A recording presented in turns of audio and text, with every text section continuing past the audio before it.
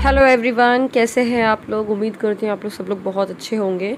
आज 24 जून है और सुबह के करीब 8 बज रहे हैं और हम लोग निकल चुके हैं छतरपुर के लिए। सुबह से मेरे पास एक्चुअली टाइम ही नहीं था मैं आपसे मिल के बताऊँ और बात करूँ। आपको पता है रूटीन चेकअप के लिए मैं गई हूँ, टाइटल देख के पता चल गया होगा। मास्क वास्क बढ़िया लगा लिया है, लिपस्टिक लगाने का कोई मतलब है नहीं क्योंकि मास्क लगा लिया है, बट फिर भी मैंने लिपस्टिक लगाई है और ऐसा हम सभी करते हैं। तो अब आज ना पता है आपको, बहुत दिन बाद मैं छतरपुर गई हूँ। तो ये देखिए पूरी मतलब अभी नई रोड बन गई है। मतलब लॉकडाउन में ये काम तो बहुत अच्छा हो गया है और अच्छा भी लग रहा था, ऐसा लग रहा था कहीं और ही जा रहे हैं, जबकि छतरपुर हम हमेशा जाते हैं। बट आज कुछ अलग ही फीलिंग आ रही थी। खैर नन्नू को तो मैं घर छोड़ के आ गई हूँ दादी के पास, क्योंकि डॉक्टर के यहाँ लेकर जाना नन्नू का कोई सेंस ही नहीं बन रहा था। मतलब उसको ले जाने का कोई मतलब ही नहीं था और वो सोती ही रह गई थी इनफैक्ट, और मैं निकल आई थी और मम्मी उसको देख लेंगी। और ये है कि अल्ट्रासाउंड के लिए हम अभी मुझे अल्ट्रासाउंड कराने जाना है यहाँ से डायरेक्ट। तो अल्ट्रासाउंड के लिए हमने अपॉइंटमेंट ले लिया है। तो मॉर्निंग का 9:30 पौने 10 बजे करीब का है। तो बस जाते साथ ही अल्ट्रासाउंड कराएंगे, फिर उसके बाद डॉक्टर का भी अपॉइंटमेंट ले करके, क्योंकि उनका 11 बजे बाद मिलता है डॉक्टर का, तो वो दोपहर में मिलेंगे, तो इसलिए आज पूरा दिन निकल जाएगा। तो मतलब उसी हिसाब से गए हैं हम लोग। और मैं ब्रेकफास्ट करके आई हूँ और रास्ते के लिए भी कुछ कुछ रख लिया है।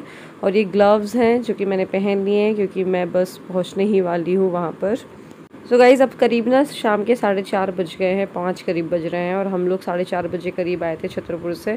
और दिन भर मैंने व्लॉग नहीं बनाया यार, क्योंकि वहाँ इतना प्रिकॉशंस लेने थे, दुनिया भर के कामकाज करने थे इसलिए। और नन्नू आप देख रहे थे किचन सेट खेल रही है, तो नन्नू आज यहाँ रुकी थी इसलिए उसके लिए हम लोग किचन सेट लेकर आ गए थे कि चल यार थोड़ा सा उसको अच्छा लगेगा।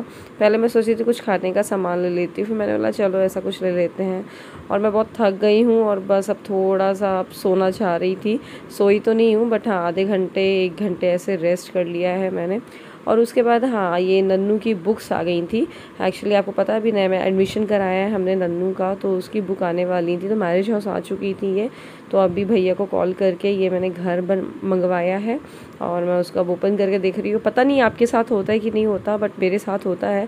नन्नू का पढ़ाई वढ़ाई का कुछ भी सामान या कुछ भी ऐसा कुछ आना होता है ना, तो मैं बहुत ज़्यादा एक्साइटेड होती हूँ। सेम जैसे मैं अपने स्कूल के टाइम पे होती थी, मैं जब मेरी नई नई बुक्स आती थी, मेरी नई नई कॉपीज़ आती थी, तो मुझे एक्साइटमेंट होती थी। सेम वैसे ही मैं नन्नू के लिए फील करती हूँ कि जल्दी से आ जाए, मुझे देखना है कैसी हैं।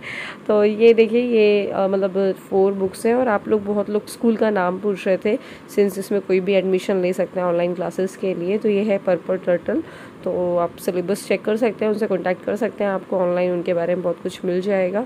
बट हाँ सिलेबस ठीक है, अच्छा है। और जैसे कि जहाँ पर ऑनलाइन क्लासेस नहीं हो रही हैं वहाँ के लिए तो काफ़ी अच्छा है। जैसे खजुराहो में तो कोई भी स्कूल में ऑनलाइन क्लासेस नहीं हो रही हैं, इसीलिए मैंने बोला खाली बैठने से अच्छा है कुछ तो करा लो। और अभी ऐसे ट्यूशन व्यूशन भेज नहीं सकते हैं उसको, तो बेटर है कि ना सही से कुछ तो सही, वही वाली बात है। तो ये देखिए बुक्स वगैरह उसकी मैं आपको दिखा रही हूँ, हिंदी की भी है और एक ईवीएस इंग्लिश, मतलब एक ही टर्म 1 टर्म 2 करके बुक्स हैं। तो सारा ईयरली पूरा इसमें सिलेबस है पूरे साल भर का। मैंने इसके बाद फिर पूजा की थी, 7 करीब बज गए थे। फिर मैंने सोचा चलो डिनर की भी तैयारी कर ही लेते हैं, क्योंकि फिर उसके बाद मुझे नन्नू को भी पढ़ाना है, उसका होमवर्क है। क्योंकि आज दिन भर तो मैं रही नहीं घर पे, वैसे दोपहर को करवा देती हूँ उसका होमवर्क, लेकिन मुझे भी रात को करवाना पड़ेगा। तो कितनी ज़्यादा टेंशन होती है ना बच्चों के साथ में। मुझे तो कई बार लगता है यार कैसे 2-2 बेबी आ जाएंगे तो मैं कैसे वो संभालूंगी, मतलब एक नन्नू और एक और बेबी हो जाएगा तो कैसे क्या होगा। खैर ये है मेरे यहाँ पे सपोर्ट सिस्टम है, मेरी मदर इन लॉ का बहुत ज़्यादा सपोर्ट है, तो सब चीज़ें हो जाएंगी, अब पता भी नहीं चलेगा। और तो यहाँ पर मैं बैठ के भिंडी काट रही हूँ, कई बार मैं बैठ के काट लेती हूँ, कई बार खड़े हो के, कई बार नीचे बैठ के। तो अभी थोड़ा सा अनईज़ी सा लग रहा था इसलिए मैंने चेयर में बैठ के काट लिया था। आज बनाने वाली हूँ मैं भिंडी 2 प्याज़ा। तो उसके लिए आपने देखा मैंने बड़ी वाली प्याज भी काट ली, मतलब बड़े टुकड़ों में भी काट लिया एक प्याज को, और 1 से 1.5 प्याज को मैंने बारीक भी काट लिया है, साथ में लहसुन भी काट लेते हैं। तो मैंने कढ़ाई में बिल्कुल थोड़ा सा तेल में, बिल्कुल ज़रा सा 1 चम्मच तेल में ही भिंडी को फ्राई कर लूँगी। और भिंडी मैंने ज़रा सी इस बार बड़ी काटी है, जो हम नॉर्मल भिंडी बनाते हैं उससे कंपैरिजन में। और बस इसको अच्छे से भून लेना है 2-3 मिनट तक की, पूरा नहीं भूनना है, बस लेकिन 70% पक जाए। इसको निकालने के बाद अब मैं इसमें प्याज भूनूंगी, जो हमने बड़ी वाली काट रखी है उसको। बहुत जल्दी भुन जाएगी और वो इसको भी पूरी तरीके से नहीं भूनना है, लाइक 2-3 मिनट आप भूनोगे ना तो इसका कलर देखो ये बिल्कुल हल्की सी ब्राउनिश गोल्डन हो जाएगी। और बस इसके बाद हम इस कढ़ाई में ही तेल डालेंगे और जो हमने बारीक कटी हुई प्याज डाली उसको फ्राई करेंगे। भिंडी कभी भी फ्राई करो ना तो अजवाइन से फ्राई करो। तो अजवाइन से फ्राई करने के 2 रीज़न है, एक तो भिंडी चिपकती नहीं है, दूसरी चीज़ ये है कि ये भिंडी थोड़ा ना वैसी होती है, बादी होती है, बोलते हैं ना इससे जॉइंट पेन वगैरह होता है। तो अगर अजवाइन डाल दोगे तो ये सब से बच जाओगे, मतलब अच्छा रहता है अजवाइन डालना हेल्थ वाइज भी।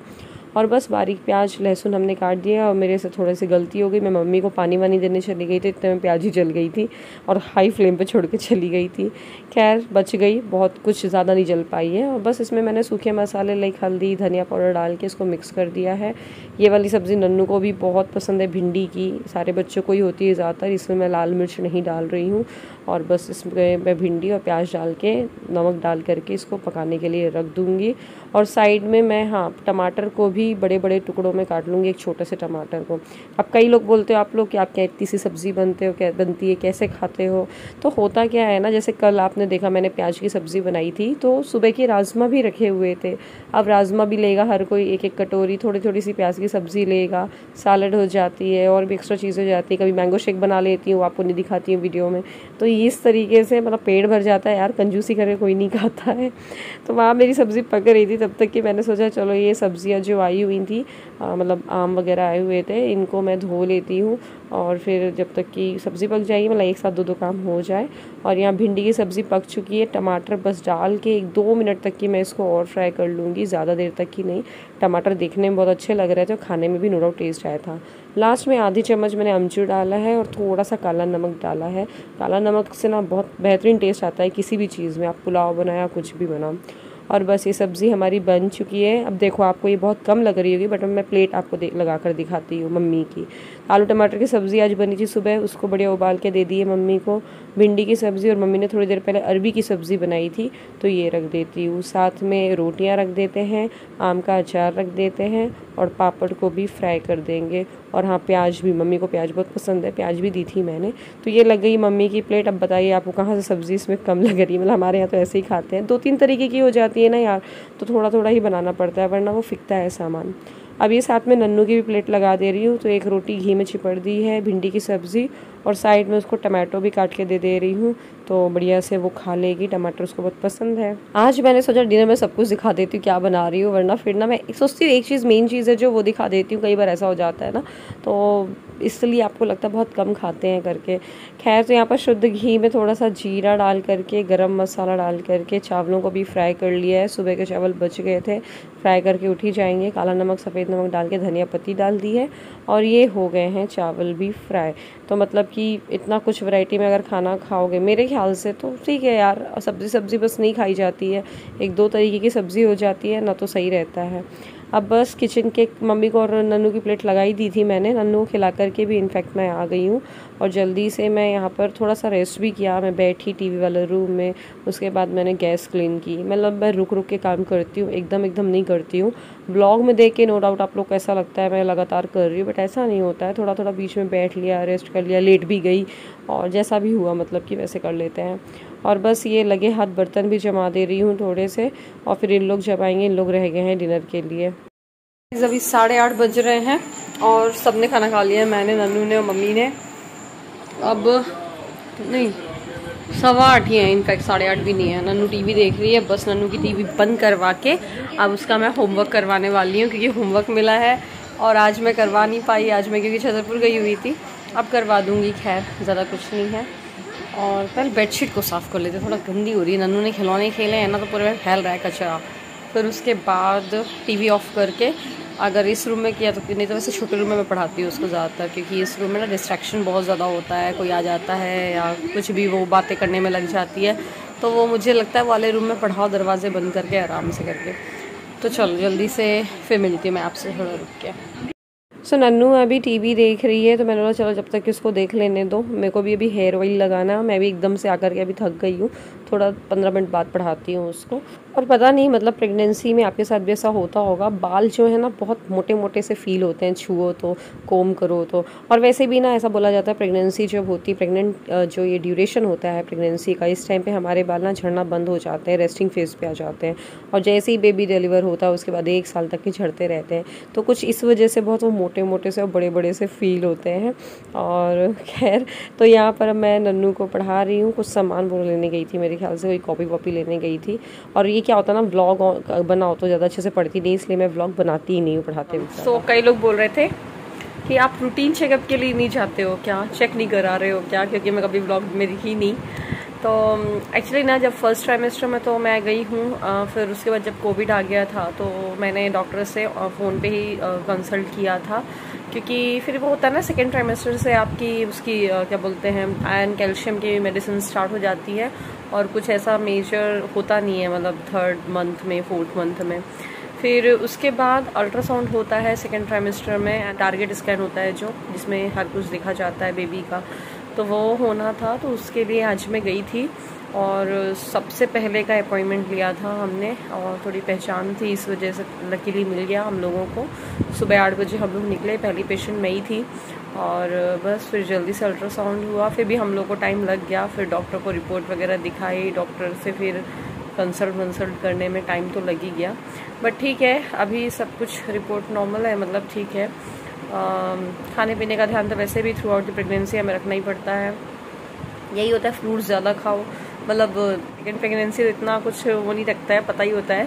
फ्रूट्स ज़्यादा खाओ, प्रोटीन, दालें वगैरह खाओ, घी वगैरह खाओ, मतलब सब कुछ खाओ, वैसे जो अच्छा लगता है सब कुछ खाओ, यही है।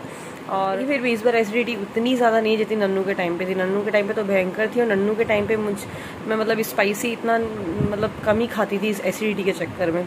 अभी तो मैं स्पाइसी भी खा रही हूँ, थोड़ा उसकी वजह से भी हो जाती है, पर ठीक है, पानी पी लेती हूँ तो सही हो जाता है मुझे। तो बस आज वही रूटीन चेकअप के लिए गए थे हम लोग, और ज़्यादा कुछ व्लॉग वहाँ का बनाया नहीं। और मुझसे वही होता है, वहाँ पर अपने आप को संभालना था। और तो फ़ोन वोन ब्लॉगिंग क्या करती मैं, क्योंकि कोविड का ज़्यादा डर घुसा हुआ है, सच बताऊँ तो। वही कई लोग को लग रहा था, पता नहीं मैं चेकअप करा भी नहीं करा रही हूँ। ऐसा नहीं है यार, कोविड में ना जाने का मन नहीं किया। वो बीच के 2-3 महीने ऐसे थे कि लग रहा था घर के अंदर ही रहो, फ़ोन पे ही पूछ लो ज़्यादा अच्छा है।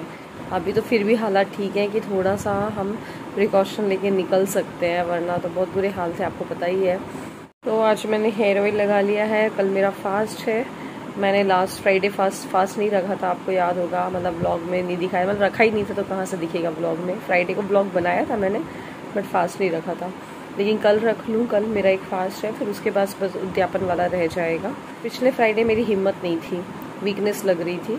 कल वाला फ्राइडे है कि रख लूँगी मैं करके, तो इसलिए बस। फिर हॉस्पिटल से आके मैं नहाई वहाई और अपने बैग, हैंडबैग, सब चीज़ों को सैनिटाइज़ किया। जो मैं मेडिसिन वगैरह लेकर आई थी उन सबको, मतलब जो हो सकता था सब कुछ किया, है ना। कपड़े वगैरह जो भी थे वॉश कर दिए थे, मतलब भिगो के रख दिए थे। फिर उसके बाद मैंने फिर मतलब घर में एंटर मारा। हमारे यहाँ पर बाहर भी एक वॉशरूम है यहाँ पर, तो वहीं पे ही सबसे पहले एंटर करके मैंने नहा लिया था। मतलब आज का दिन ऐसे ही निकल गया, पूरा छतरपुर में ही निकल गया। रात के बज रहे हैं, आपको पता है 11 करीब बज रहे होंगे। अब मेरा सोने का भी टाइम है, नन्नू तो सो चुकी है। ये दूध पीऊँगी, प्रोटीन पाउडर दिया है डॉक्टर ने, प्रिस्क्राइब किया है, प्रोटीन पाउडर के साथ दूध को लूँगी और बस फिर सो जाऊँगी। छोटे से व्लॉग को उम्मीद करती हूँ पसंद आया होगा, और पसंद आया तो लाइक ज़रूर करिएगा, शेयर करिएगा। Bye bye.